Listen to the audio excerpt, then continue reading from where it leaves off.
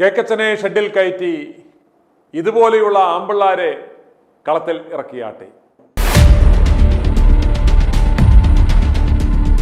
പ്രിയമുള്ള പ്രേക്ഷകരെ, ഇനി നിങ്ങൾ കാണുവാൻ പോകുന്നത് അബിൻ വർക്കി ഇന്ന് നടത്തിയ ഒരു പ്രസംഗമാണ്. അബിൻ വർക്കി എന്നല്ല, കോൺഗ്രസിൽ നല്ല മിടുക്കന്മാരായ യുവനേതാക്കന്മാർക്ക് അവസരം കൊടുത്താൽ അവർ കൃത്യമായി കാര്യപ്രസക്തമായ കാര്യങ്ങൾ അവർ ജനങ്ങളോട് വിളിച്ചു പറയും. അതിന് പ്രാപ്തിയും അറിവുമുള്ള ധാരാളം യുവനേതാക്കന്മാർ ഇന്ന് കോൺഗ്രസ് പ്രസ്ഥാനത്തിലുണ്ട്. പക്ഷേ അവരെയെല്ലാം ഭയപ്പെടുത്തി പിന്നിലാക്കി ഈ നെട്ടൂർ കേക്കച്ചൻ എന്ന് പറയുന്ന ആ വി ഡി സതീശൻ സകലയിടത്തും കയറി മെഴുകുകയാണ്. KPCC അധ്യക്ഷന്റെ സ്ഥാനത്ത് വെറും ഒരു മണ്ണുണ്ണി, ഒരു അരമനക്കെങ്ങിണിയെ പിടിച്ചിരുത്തിയിരിക്കുന്നു. അതുകൊണ്ട് തന്നെ സകല മേഖലകളിലും ഇയാളുടെ ഒരു അതിപ്രസരമാണ്. എന്നാൽ നിങ്ങൾ ഓർക്കണം, ഇടതുപക്ഷം വളരെ ശക്തമായ തിരഞ്ഞെടുപ്പ് ലക്ഷ്യം വെച്ചുള്ള സർക്കാർ ഫണ്ട് എടുത്തുകൊണ്ട് തന്നെ നൂറുകണക്കിന് കോടികൾ സ്പെൻഡ് ചെയ്തുകൊണ്ടുള്ള ക്യാമ്പയിൻ ആരംഭിച്ചു കഴിഞ്ഞു. അത് വളരെ കൃത്യമായ ക്യാമ്പയിനുകളാണ്, കൃത്യമായ കാര്യങ്ങളാണ് അവർ ജനങ്ങളോട് പറയുന്നത്. അതിൽ ഏറ്റവും പുതിയതായിരുന്നു വയനാട് ചൂരൽമല ദുരന്തവുമായി ഉണ്ടാക്കിയ സർക്കാർ നടപ്പിലാക്കാൻ പോകുന്ന ആ ടൗൺഷിപ്പ് പദ്ധതിയുമായി ബന്ധപ്പെട്ട ഫുൾ പേജ് പരസ്യങ്ങൾ നമ്മൾ കണ്ടതാണ്. അതുമായി ബന്ധപ്പെട്ട പ്രൊപ്പഗണ്ട നമ്മൾ കണ്ടതാണ്. ഞങ്ങൾ വാക്കുപാലിച്ചു, സമയബന്ധിതമായി ആദ്യത്തെ ഘട്ടം, ആദ്യത്തെ ടൗൺഷിപ്പ് പദ്ധതി പൂർത്തിയാക്കി കഴിഞ്ഞു. ലോകോത്തര മാതൃകയിൽ ഇത്തരം പ്രകൃതി ദുരന്തങ്ങളെ റെസിസ്റ്റ് ചെയ്യുന്നതിൻ്റെ തരത്തിലുള്ള ഉന്നത ഗുണമേന്മയുള്ള ഏത് കമ്പിയാണ് ഉപയോഗിച്ചത് എന്നുവരെ അവർ പറഞ്ഞുകൊണ്ട് ആ ടൗൺഷിപ്പിലുള്ള സകല അമ്യൂണിറ്റീസും എന്തൊക്കെയാണ് എന്നെല്ലാം പറഞ്ഞുകൊണ്ട് വലിയ പരസ്യങ്ങൾ അവർ ചെയ്തു. എന്നാൽ അതിനെ എതിർക്കേണ്ടുന്ന വ്യക്തി ആരായിരുന്നു? ഈ സംസ്ഥാനത്തെ പ്രതിപക്ഷ നേതാവ് എന്ന് പറയുന്ന ആ വ്യക്തിയാണ് കൃത്യമായിട്ടും വളരെ ശക്തമായി ഇതിനെതിരെ സംസാരിക്കേണ്ടിയിരുന്നത്.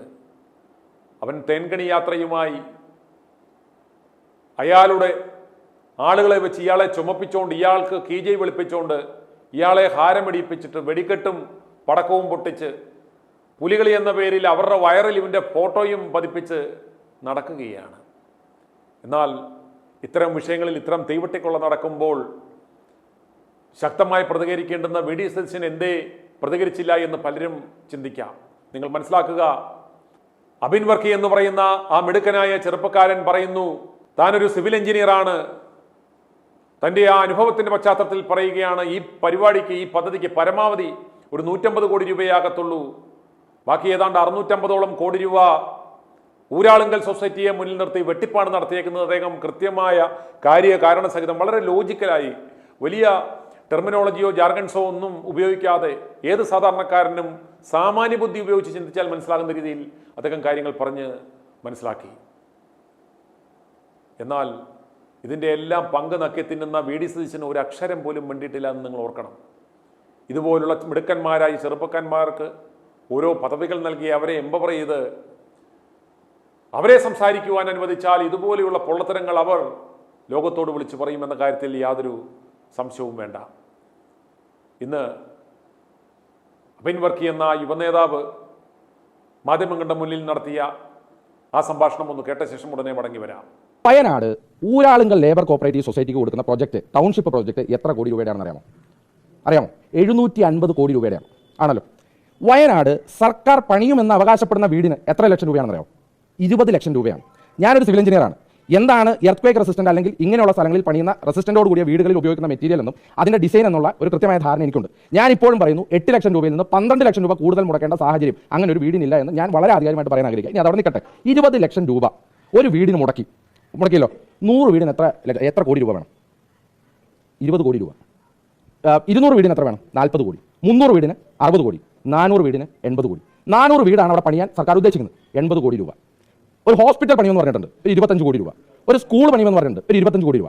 ഇൻഫ്രാസ്ട്രക്ചർ എല്ലാം കൂടെ ചേർന്ന് ഒരു 25 കോടി രൂപ. എന്ന് പറഞ്ഞാൽ എത്ര മുടക്കിയാലും എന്തൊക്കെ കാണിച്ചാലും 150 കോടി രൂപയുടെ മുകളിൽ വരില്ല. ഈ 750 കോടിയുടെ ബാക്കി കോടി എവിടെയാണ് പോകുന്നത്? ഈ ഊരാളുങ്കൽ ലേബർ കോപ്പറേറ്റീവ് സൊസൈറ്റിക്ക് ഏത് ടെൻഡറിന്റെ അടിസ്ഥാനത്തിൽ ഇവർക്ക് കൊടുത്തിരിക്കുന്നത്? ഈ 750 കോടിയുടെ ബാക്കി തുക എങ്ങോട്ടാണ് പോകുന്നത്? അപ്പോൾ ആ ചോദ്യങ്ങൾ വരാനിരിക്കുന്നേ ഉള്ളൂ. ആ ചോദ്യങ്ങൾ വളരെ കൃത്യമായി ഉന്നയിച്ചിരിക്കും. ഈ കേരളത്തിൽ ടെൻഡർ ഇല്ലാതെ ഊരാളുങ്കൽ ലേബർ കോപ്പറേറ്റീവ് സൊസൈറ്റിക്ക് കൊടുത്ത വർക്കുകൾ ശുദ്ധ തട്ടിപ്പാണ് കേരളത്തിൽ നടന്നിരിക്കുന്നത്. കോടതി കണ്ണൂരിലെ കോർപ്പറേഷൻ ബില്ലിംഗുമായി ബന്ധപ്പെട്ടുകൊണ്ട് ബഹുമാനപ്പെട്ട സുപ്രീം കോടതിയാണ് ഇവർക്ക് കൊടുത്ത ടെൻഡർ തന്നെ സുപ്രീം കോടതി റദ്ദാക്കി. വയനാട് നടന്നത് കാട്ടുകൊള്ളയാണ്. 750 കോടി രൂപയുടെ പ്രൊജക്ട് കൊടുത്തിട്ട് 150 കോടിക്ക് മുകളിൽ പോലും ചിലവില്ലാത്ത ഒരു പ്രൊജക്റ്റാണ് ഒരു ടെൻഡർ പോലും കൊടുക്കാതെ ഊരാളുങ്കൽ ലേബർ കോപ്പറേറ്റീവ് സൊസൈറ്റി കൊടുത്തത്. എന്ന് പറഞ്ഞാൽ ഈ കൊടുത്ത ഡിവൈഎഫ്ഐ കൊടുത്ത 20 കോടി ഉണ്ടല്ലോ, അത് മറ്റൊരു തരത്തിൽ പാർട്ടി അക്കൗണ്ടിലേക്ക് 40-50 കോടിയായിട്ട് തിരിച്ചു വരുമെന്നുള്ള ആരോപണം ആണ് ഇന്ന് നിലവിലുള്ളത്. അത് ഞങ്ങൾ വീണ്ടും ഉന്നയിക്കും. അബിൻ വർക്കിയുടെ ആ ബൈറ്റ് നിങ്ങൾ കണ്ടല്ലോ. അദ്ദേഹം പറയുന്നതിൽ വളരെ വളരെ കാര്യമുണ്ട്. ഇത്തരം വിഷയങ്ങൾ ജനമുന്നിൽ എത്തിച്ച് ഈ നടത്തുന്ന തീവട്ടിക്കൊള്ളയുടെ വ്യാപ്തി ഇതൊരു ചെറിയ ടിപ്പ് ഓഫ് ദ ഐസ്ബർഗ് മാത്രമാണ്. ഇതുപോലെ നൂറുകണക്കിന് തട്ടിപ്പുകൾ ഓരോ വകുപ്പുകളിലും നടക്കുന്നുണ്ട്. ഇത്തരം തട്ടിപ്പുകൾ പൊതുജനമധ്യത്തിൽ എത്തിക്കേണ്ടുന്നത് ആരായിരുന്നു? പ്രതിപക്ഷ നേതാവ് എന്ന നിലയ്ക്ക് ഇയാൾ എന്തെങ്കിലും തരത്തിലുള്ള, സത്യം പറഞ്ഞാൽ ഇയാൾ ചെയ്തത് പൊതുനിരത്തുകളിൽ വെച്ചിട്ടുള്ള CCTV ക്യാമറകളുമായി ബന്ധപ്പെട്ട ഇയാൾ കോടതിയിൽ പോയി പരാജയം സ്വയം ഏറ്റുവാങ്ങി. അതൊരു സാധ്യതയില്ലാതാക്കുകയായിരുന്നു. ആ ക്യാമറകളുടെ പേരിൽ നടത്തിയേക്കുന്ന നൂറുകണക്കിന് കോടി തട്ടിപ്പ് അടുത്ത സർക്കാർ വരുമ്പോൾ അത് കോടതിയിൽ വീണ്ടും റീഓപ്പൺ ചെയ്യാൻ പറ്റാത്ത തരത്തിലേക്കുള്ള ഒരു തടയിടയിലാണ് വിഡിസിഷൻ നടത്തിയതെന്ന് നിങ്ങൾ മനസ്സിലാക്കുക. ഇതുപോലെ ഏതെങ്കിലും ഒരു തട്ടിപ്പിനെ കുറിച്ച് ഈ സതീശൻ ഏതെങ്കിലും ഒരു കാര്യം പറയുന്നത് നിങ്ങൾ കേട്ടിട്ടുണ്ടോ? ഇല്ല. അതുകൊണ്ടാണ് ഞങ്ങൾ പറയുന്നത് ഇവൻ സതീശൻ്റെ പങ്ക് കച്ചവടക്കാരനാണ്. ഇയാളുടെ ഔദ്യോഗിക വസതിയിൽ ഭാര്യയും മക്കളെയും പോലും കൊണ്ടുവരാതെ ഡീലുകൾ ചർച്ച ചെയ്യുവാനുള്ളൊരു വേദിയാക്കി ആ കന്റോൺമെന്റ് ഹൗസിനെ തീവട്ടികളുടെ താവളമാക്കിയ ഇയാളെ യാതൊരു കാരണവശാലും ഒരു സാമാജികനായി പോലും ജയിപ്പിക്കാൻ പാടില്ല എന്ന് ഞങ്ങൾ പറയുന്നതിൻ്റെ കാരണം ഇതാണ്. അബിൻ വർക്കിക്ക് രാഹുലിന് ശേഷം ഒരു പദവി കൊടുക്കുമെന്ന് കരുതിയെങ്കിൽ പോലും യുമാറുടെ പെട്ടിച്ചുമപ്പുകാരനായ വെറും ഒരു ഗുണവും മണവുമില്ലാത്ത ആരെയൊക്കെയോ അഡ്രസ്സില്ലാത്തവന്മാരെ പിടിച്ച പദവി ഏൽപ്പിച്ചു. ഇവിടെ ഇപ്പോൾ കേരളത്തിൽ ഇപ്പോൾ യൂത്ത് കോൺഗ്രസ് ഉണ്ടോ? ഇത്രയും വിഷയങ്ങൾ നടക്കുമ്പോൾ അങ്ങനെ ഒരു വിഭാഗം ഇവിടെ ഉണ്ടോ എന്ന് പോലും നമ്മൾ സംശയിക്കേണ്ടിയിരിക്കുന്നു. ഈ അബിൻ വർക്കിക്ക് വരുന്ന നിയമസഭാ തെരഞ്ഞെടുപ്പിൽ ആറന്മുള മണ്ഡലത്തിൽ ഒരു സാധ്യതാ ലിസ്റ്റിൽ പല പേരുകളിൽ ഒരാളായി അബിൻ വർക്കിയുടെ പേര് ഞങ്ങൾ കാണുകയുണ്ടായി. അബിൻ വർക്കിക്ക് ആറന്മുളയിൽ സീറ്റ് നൽകിയാൽ യാതൊരു സംശയവും വേണ്ട, വീണ ജോർജിനെ ഇത്തവണ പരാജയപ്പെടുത്തി അബിൻ വർക്കി വിജയശ്രീലാളിതനാകും. ബഹുഭൂരിപക്ഷം ക്രൈസ്തവരുള്ള, പ്രത്യേകിച്ച് ഓർത്തഡോക്സ് വിഭാഗക്കാർ കൂടുതലുള്ള ഒരു മണ്ഡലമാണ് ആറന്മുള. അവർക്കും വളരെയേറെ പ്രിയങ്കരനാണ് അബിൻ വർക്കി എന്നാണ് ഞങ്ങളുടെ പഠനത്തിൽ മനസ്സിലാക്കുവാൻ സാധിച്ചിട്ടുള്ളത്. അതുകൊണ്ട് ആറന്മുള മണ്ഡലത്തിൽ UDF നിർത്തുവാൻ സാധിക്കുന്ന ഏറ്റവും മികവുറ്റ ഒരു സ്ഥാനാർത്ഥിയാണ് അബിൻ വർക്കി എന്ന കാര്യത്തിൽ യാതൊരു സംശയവും വേണ്ട. പക്ഷേ ഈ തേൻകണി വീരൻ നെട്ടൂർ കേക്കച്ചൻ ഈ മിടുക്കനെയും ഒതുക്കുമോ എന്ന ഭയം ഞങ്ങൾക്കുണ്ട്, അതുപോലെ കേരളത്തിലെ ജനങ്ങൾക്കും. ഇന്ന് നിങ്ങൾ കണ്ടു, മുട്ടൽ മരമുറി കൊള്ളക്കാരന്മാരുടെ ചാനലിൽ അരുൺകുമാർ ഇന്ന് ശ്രീമതി വീണ ജോർജിന്റെ ഭർത്താവായ ജോർജ് ജോസഫിനോട് ചില ചോദ്യങ്ങൾ ചോദിക്കുന്നത് കണ്ടു. ആ ജോർജ് ജോസഫിന്റെ ഇരിപ്പും ഭാവവും അദ്ദേഹത്തിന്റെ മറുപടിയും ഒക്കെ കേട്ടപ്പോൾ വളരെയേറെ വിഷമം തോന്നി. എൻ്റെ ഭാര്യയെ ദയവീത് വിട്ടുതാടാ CPM-കാരെ എന്നുള്ള ഭാവത്തിലാണ് ആ പാവം വരുന്നത്. കാരണം അയാൾ പറയുന്നു, എനിക്ക് 2 പെൺകുട്ടികളാണ്, അവർക്ക് അമ്മയെ വേണം, ഞങ്ങൾക്ക് വേണ്ടുന്നത് മന്ത്രിയെയല്ല, എൻ്റെ കുഞ്ഞുങ്ങൾക്ക് അമ്മയെയാണ് വേണ്ടുന്നത്. അമ്മയ്ക്കെതിരെയുള്ള ഇത്തരം ആക്രമണങ്ങൾ കണ്ടപ്പോൾ കുഞ്ഞുങ്ങൾ പേടിച്ചുപോയി, ഞാനും പേടിച്ചുപോയി. ഞങ്ങളുടെ കുടുംബജീവിതത്തെ പോലും അത് സാരമായി ബാധിക്കുന്നു. അതുകൊണ്ട് ഞാൻ ജില്ലാ സെക്രട്ടറിയെ വിളിച്ചു പറഞ്ഞിരുന്നു, വരുന്ന തവണ ഇത് പരിഗണിച്ചെങ്കിലും അവരെ പരിഗണിക്കരുത്. ആരോട് ചോദിച്ചിട്ടാണ്? കാരണം ഇവരോട് പോലും കൺസേൺ ചോദിക്കാതെ ജില്ലാ നേതൃത്വം അങ്ങ് പ്രഖ്യാപിച്ചു എന്ന തരത്തിലൊരു പ്രഖ്യാപനം നടത്തി എന്നൊക്കെ പറഞ്ഞു കേട്ടപ്പോൾ, ആ ഗതികേട് കണ്ടപ്പോൾ വിഷമം തോന്നി. അതുകൊണ്ട് ആറന്മുളയിലെ ജനങ്ങളോട് ഞങ്ങൾക്ക് പറയുവാനുള്ളത്, ദയവ് ചെയ്ത് ഈ ജോർജ് ജോസഫിൻ്റെ കരച്ചിൽ നിങ്ങൾ കാണണം, ഈ പാവപ്പെട്ട മനുഷ്യൻ്റെ ഗതികേട് നിങ്ങൾ കാണണം. ഭാര്യ മന്ത്രിബന്ധനത്തിലും ഈ പാവപ്പെട്ടവൻ വീട്ടിൽ കുഞ്ഞുങ്ങളുമായിട്ട് നീക്കുകയാണ്, കുടുംബജീവിതം ബുദ്ധിമുട്ടുകയാണ്. പാർട്ടി എന്നിട്ട് അത് കഴിഞ്ഞപ്പോഴത്തേക്കും തന്നെ അയാൾ പറയുന്നു, ഇത്രയും എല്ലാം കേട്ട ശേഷവും പാർട്ടി സ്ട്രോങ് തീരുമാനമെടുത്തു, യാതൊരു കാരണവശാലും ജോർജ് ജോസഫിൻ്റെ ആ റിക്വസ്റ്റ് പരിഗണിക്കത്തില്ല, വീണ ജോർജ് തന്നെയാണ് ആറന്മുളയിൽ സ്ഥാനാർത്ഥി എന്ന്. അന്നേരം അതുകൊണ്ട് ആറന്മുളയിലെ നല്ലവരായ നാട്ടുകാരുടെ ഉത്തരവാദിത്വമാണ് ഈ ജോർജ് ജോസഫിൻ്റെ വിഷമം കണ്ട് അവരുടെ കുഞ്ഞുങ്ങൾക്ക് ആ അമ്മയെ തിരികെ നൽകണമെന്ന് അഭ്യർത്ഥിക്കുകയാണ്. അതുകൊണ്ട് നിങ്ങൾ പരമാവധി ഈ അബിൻ വർക്കിയാണ് അവിടെ സ്ഥാനാർത്ഥിയായി നിൽക്കുന്നതെങ്കിൽ ഇതുപോലുള്ള മിടുക്കന്മാരെ ജയിപ്പിക്കുക. ഏതായാലും 2 കൊല്ലം നിങ്ങൾ വിജയിപ്പിച്ചു വിട്ടതല്ലേ വീണ ജോർജ്, കുറച്ചു കാലം കുഞ്ഞുങ്ങളെയൊക്കെ നോക്കി വീട്ടിലിരിക്കട്ടെ. പെടലിയൊക്കെ ശരിയാക്കി എല്ലാം ശരിയായാൽ വീണ്ടും അടുത്ത വർഷം അവർക്ക് മത്സരിക്കുവാനുള്ള അവസരമുണ്ടാവും. അതുകൊണ്ട് ആറന്മുളയിലെ നല്ലവരായ നാട്ടുകാർ ഇത്തവണ ഈ ജോർജ് ജോസഫിൻ്റെ ഈ വിഷമം കാണണം.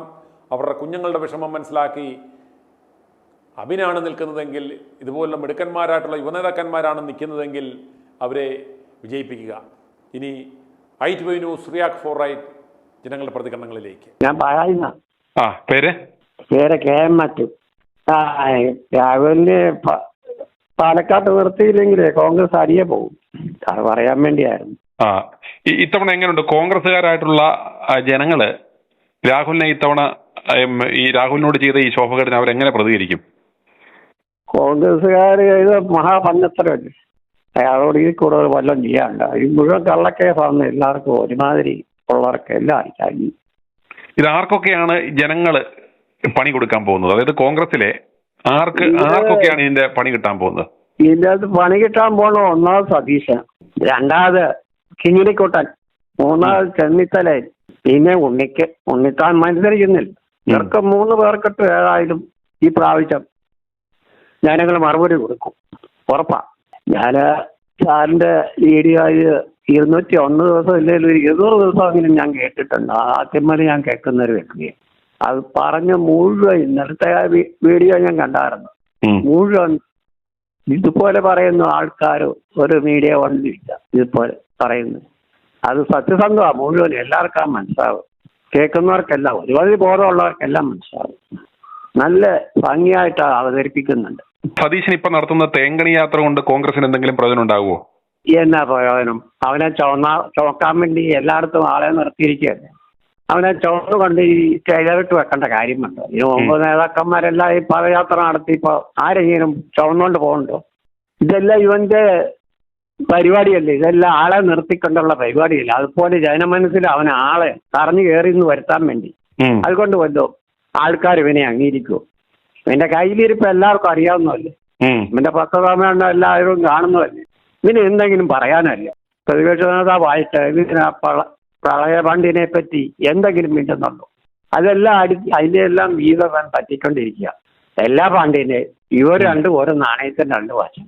സതീശനും പിണറായി അവന് ഇനിയിപ്പോ തോറ്റാലും ഒന്നും നഷ്ടപ്പെടാനല്ല. അവനെ പ്രതിപക്ഷ നേതാവായിട്ട് ഇരിക്കാനുള്ള ഒരു കണക്കൂട്ടലാണ് ഇപ്പോഴും നിൽക്കുന്ന. അവൻ കോൺഗ്രസിനെ മുഴുവൻ അവന്റെ കയ്യിലില്ലേ.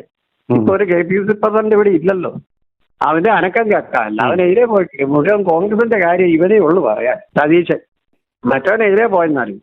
ഈ കോൺഗ്രസിന്റെ പ്രസിഡന്റ് ഒരുത്തനുണ്ടല്ലോ, അവനെതിരെ പോയി. എല്ലാം കോൺഗ്രസിന്റെ കാര്യം പറയാൻ ഇവ മാത്രമേ ഉള്ളൂ.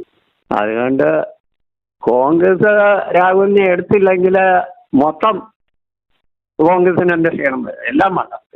പേര് സ്മിത. എവിടുന്നാ വിളിക്കുന്നേ? കണ്ണൂരിന്ന്. ജനങ്ങൾ ഇത്രയും മുറവിള കൂട്ടിയിട്ടു രാഹുലിനെ എടുത്തിട്ടില്ല. ഇവര് ജയിച്ചാ പിന്നെ ജനങ്ങൾക്ക് എന്തെങ്കിലും ഒരു ഇതാക്കുക.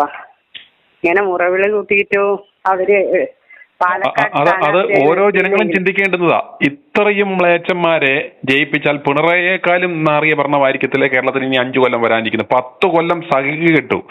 ഇനി ഈ അതിനേക്കാളും വൃത്തികെട്ടവൻ വന്നാൽ, ഈ സോഷ്യൽ സൈക്കോപാത്ത് വന്നു കഴിഞ്ഞാൽ കേരളത്തെ ജനങ്ങൾക്ക് ഇവിടെ ജീവിക്കാൻ പറ്റുമോ? ഓരോരുത്തരും ചിന്തിക്കേണ്ട ചോദ്യമാണ് ചോദിച്ചത്. അതെ, രാഹുലിനെ നിർത്തിയിൽ എന്തായാലും ശോഭാ സുരേന്ദ്രൻ ജയിക്കും പാലക്കാട്.